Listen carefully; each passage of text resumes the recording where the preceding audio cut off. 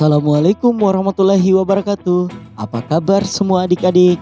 Kali ini kita akan mempelajari mata pelajaran IPAS kelas 4 pada bab 1 dengan materi tumbuhan sumber kehidupan bumi, serta submaterinya adalah bagian tumbuh-tumbuhan. Sebelum kita lanjut, coba perhatikan gambar berikut ini. Terdapat gambar dua orang anak bersama ibunya. Wah, tanaman ini daunnya sepertinya sudah mulai kering. Yan, kalau mau memberi air pada tanaman, kita perlu memberinya melalui tanah. Kamu tahu alasannya, Mia? Karena di dalam tanah ada akar. Itu fungsinya akar. Nah, itulah tadi percakapan mereka tentang tumbuhan.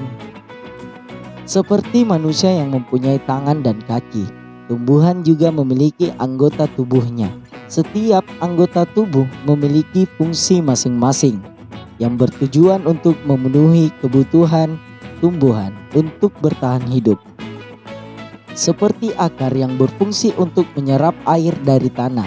Lalu, apa saja bagian tumbuhan, apa fungsinya masing-masing? Yuk kita belajar sama-sama. Let's go. Bagian tubuh tumbuhan dan fungsinya sama seperti anggota tubuh kita. Bagian tubuh tumbuhan juga memiliki peran dan fungsi masing-masing. Daun berfungsi sebagai tempat tumbuhan membuat makanan. Makanan ini dibutuhkan agar tanaman bisa tumbuh. Buah berfungsi sebagai tempat menyimpan cadangan makanan dan melindungi biji di dalamnya. Bunga tempat perkembangbiakan tumbuhan. Bunga yang sudah berkembang biak akan menjadi biji. Nah, biji inilah yang nanti bisa ditanam kembali. Batang berfungsi sebagai menghantarkan air, nutrisi, dan makanan ke seluruh bagian tumbuhan. Yang terakhir, akar berfungsi sebagai penyerap air dan nutrisi dari dalam tanah, juga untuk menopang tumbuhan. Mengenal akar lebih jauh. Akar adalah bagian yang penting bagi tumbuhan. Jika akar dipotong, maka tumbuhan tidak bisa mengambil nutrisi dari dalam tanah dan akan mati. Ada dua jenis akar pada tumbuhan, yaitu akar serabut dan akar tunggang. Kalian bisa melihat perbedaannya. Akar tunggang memiliki akar utama dari pangkal batang. Pada akar utama tumbuh akar cabang yang ukurannya lebih kecil. Sedangkan pada akar serabut dari pangkal batang terbagi menjadi akar-akar cabang yang ukurannya lebih kecil. Akar juga bisa menjadi tempat menyimpan cadangan makanan bagi tumbuhan seperti wortel. Tanaman wortel memiliki jenis akar tunggang. Tanaman ini menyimpan cadangan makanannya di dalam akar. Jadi, jika kalian memakan wortel, sebenarnya kalian memakan akar loh.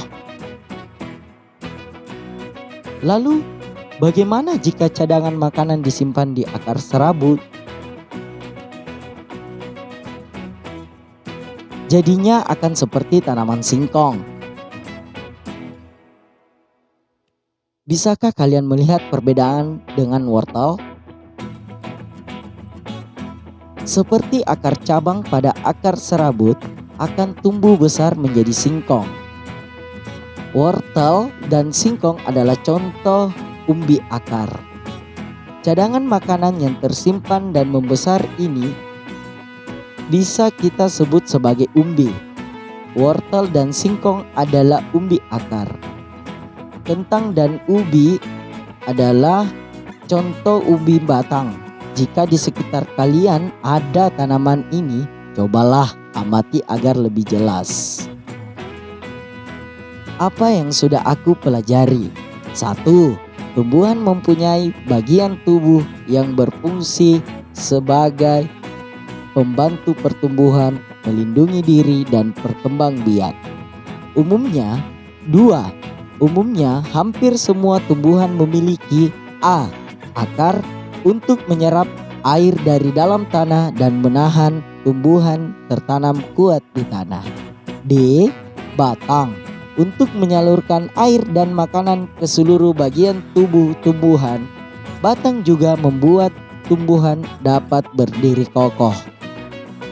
C. Daun sebagai tempat menghasilkan makanan. 3. Bunga berfungsi sebagai alat perkembangbiakan tumbuhan. 4.